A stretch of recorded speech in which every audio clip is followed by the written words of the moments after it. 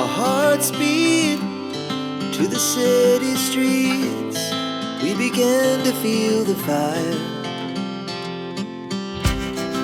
We rise like tall buildings as the chemicals they take us higher.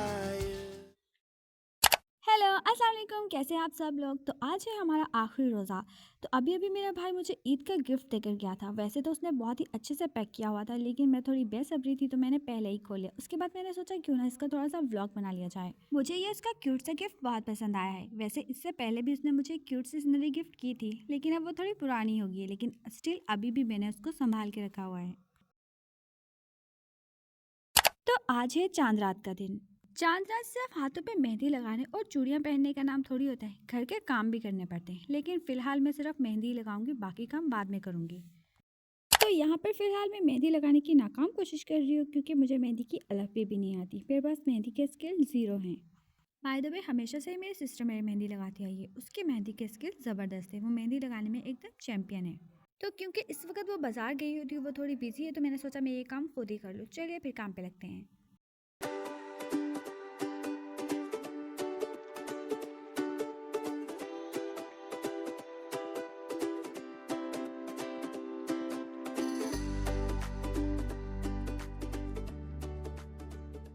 Okay and done. और ख़बरदार अगर किसी ने भी मेरी मेहंदी को जज किया। आई थिंक बहुत ही अच्छी लग रही है, क्यूट सी है, सिंपल सी है, तो बस चलेगी। इतना तो चलता है यार। तो जब तक मैं अपनी उंगलियों को इस तरह से मेहंदी से ना रंग लूँ भाई, मुझे मेहंदी लगाने का बिल्कुल भी मज़ा नहीं आता।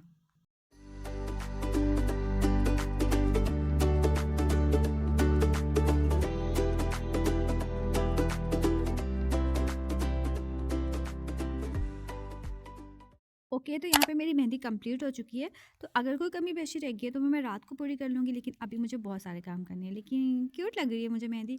तो अभी मैं हाथ धो के आती हूँ, फिर मैं आपको दिखाती हूँ इसका फाइनल रिजल्ट। ओके, तो ये रहा इसका फाइनल रिजल्ट, और ये कलर काफ़ी ज़्यादा अच्छा आया है इसका। वैसे मैंने सुना था कि जिस लड़की के हाथों के ऊपर मेहंदी का कलर बहुत अच्छा है, तो उसका मतलब होता है कि उसका हस्बैंड या उसकी सास उससे बहुत प्यार करते हैं। माशाल्लाह से आप लोग बहुत समझदार हैं। मेरी मेहंदी का कलर देख के तो आप लोग समझ ही गए होंगे कि मैं मजाक कर रही हूँ। ये इमरजेंसी कौन मेहंदी है, तो इसका कलर ऐसा ही आता है। वैसे क्या पता, हो सकता है मेरी किस्मत में ऐसा हो जाए, इंशाल्लाह इंशाल्लाह।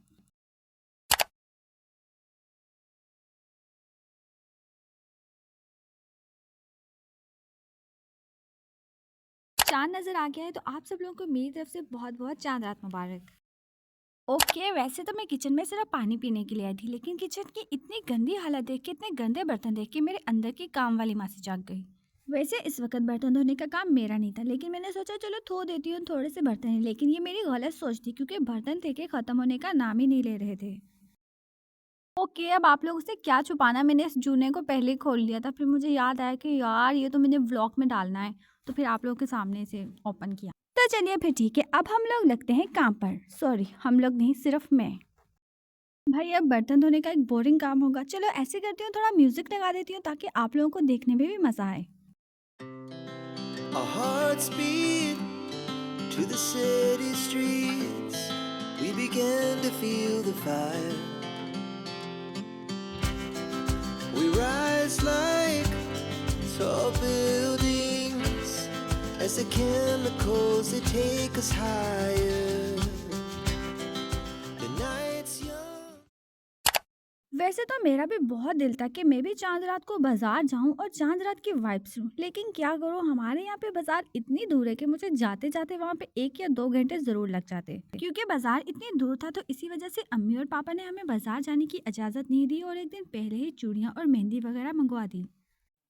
तो और कुछ करने को था नहीं था, तो मैंने मुंह बना लिया, और इसी बहाने सारे बर्तन भी धुल गए।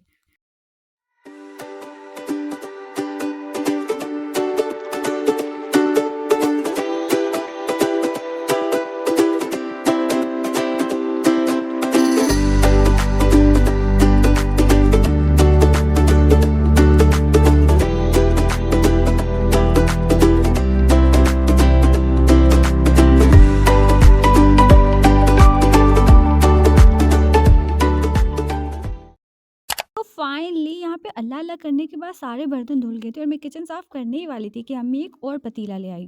मुझे तो ये लग रहा है कि मैं ख़त्म हो सकती हूँ, लेकिन ये बर्तन नहीं। तारी के बाद से ये चाय के पतीले और ये कप वगैरह तो मैं 4 मरतबा धो चुकी थी। तो यहाँ पे मैं इन बर्तनों से अपनी जान छुड़ाने की नाकाम कोशिश कर रही थी कि मेरी छोटी सिस्टर आ गई। उसने कहा मेरी मेहंदी वाले हाथ धुलवा दो। भाई असल चांद रात तो ये लोग बाहर एंजॉय कर रहे थे, मैं तो सिर्फ बर्तन ही धोती रह गई।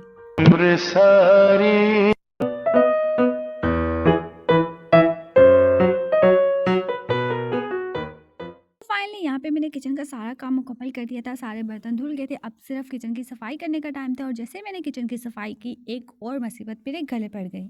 असल में ये जो बोतल है ना, ये एक टांग से लंगड़ी है तो ये खड़ी नहीं हो सकती। तो असल में मसला ये पेश आया कि अचानक ही चलते चलते हमारा फ्रिज खराब हो गया और मुझे सारा सामान निकाल के बाहर रखना पड़ा। तो चलिए अब दिखाती हूँ मैं ईद के ड्रेसेस। ये ड्रेस जो है ये मेरी छोटी सिस्टर का और इसका कलर मुझे बहुत ही ज़्यादा पसंद आया। सो फाइनली ये रहा मोस्ट फेवरेट ट्रेंड, सबकी आन सबकी शान फर्शी शलवार। भाई सोसाइटी का बहुत ही ज़्यादा प्रेशर था, अगर मैं ये ना बनवाती तो सोसाइटी मुझे एक्सेप्ट ना करती। उम्मीद करती हूँ कि अब ये सोसाइटी मुझे एक्सेप्ट कर लेगी। तो ये है मेरा ईद का dark navy blue colour dress और इसका ब्रांड है बिन कासम और ये लॉन का ड्रेस है और इसके ऊपर हल्की फुल्की सी कढ़ाई भी हुई हुई है। इसका कपड़ा काफ़ी मज़े का है, हल्का फुल्का सा सॉफ्ट सा और उसका दुपट्टा काफ़ी ज़्यादा मज़ेदार है। उसका दुपट्टा वाइट कलर में और उस पर जो काम हुआ हुआ है ना वो तो मतलब ज़बरदस्त है। और ये है ईद का सेकंड डे का ड्रेस। ये किसी ब्रांड का नहीं है, ये एक लोकल मार्केट से लिया था। ये लॉन में है और इसका कपड़ा काफ़ी ज़्यादा सॉफ्ट और मज़े का है। और ये है मेरे ईद के क्यूट से सैंडल। सो फाइनली यहाँ पे मुझे मेहंदी लगाने का तो टाइम मिल गया था, लेकिन जो डिज़ाइन मैंने दिखाया था उससे काफ़ी डिफरेंट डिज़ाइन बन गया था मेरा मेहंदी का। बट इट्स ओके, जैसे कि आपको पता है कि रियलिटी और एक्सपेक्टेशन में तो फ़र्क होता ही है। अस्सलाम वालेकुम, गुड मॉर्निंग, ईद मुबारक।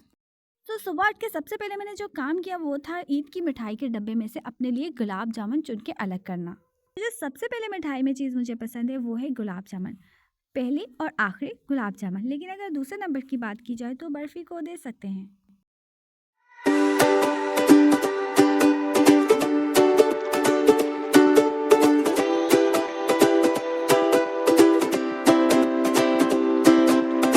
तो यहाँ पे खाना बन के तैयार हो चुका है, तो पहले करेंगे हम लोग पेट पूजा, बाद में काम दूजा, मतलब तैयारी शारी। मैंने खाना खा लिया था और खाना खाने के बाद जो सबसे पहले मैंने काम किया वो था चूड़ियाँ पहनना। भाई सीधे हाथ में चूड़ियाँ पहनना बहुत मुश्किल काम है और ये काम मैं खुद से नहीं कर सकती। और लड़कियों को तो चूड़ियों और मेहंदी से बहुत प्यार होता है। ईद हो और लड़कियाँ चूड़ियाँ ना पहने, मेहंदी ना लगाएं, ऐसा हो सकता है भला? वैसे पता है बचपन में भी मुझे बहुत ज़्यादा शौक हुआ करता था अपने सूट के साथ की चूड़ियाँ पहनने का। वैसे खैर अभी भी मेरा बचपन ही चल रहा है, कौन सा बचपन चल रहा है। तो ये थी मेरी चांद रात और ईद की एक सिंपल सी रूटीन। मैं ये तो नहीं कहूँगी कि मेरी ईद बहुत बुरी गुजरी, बल्कि मैं ये कहूँगी कि मेरी ईद बहुत अच्छी गुजरी। मेरे साथ मेरी फैमिली थी, मेरे माँ बाप, मेरे बहन भाई। भला इन लोगों के साथ ईद कैसे बुरी गुजर सकती है?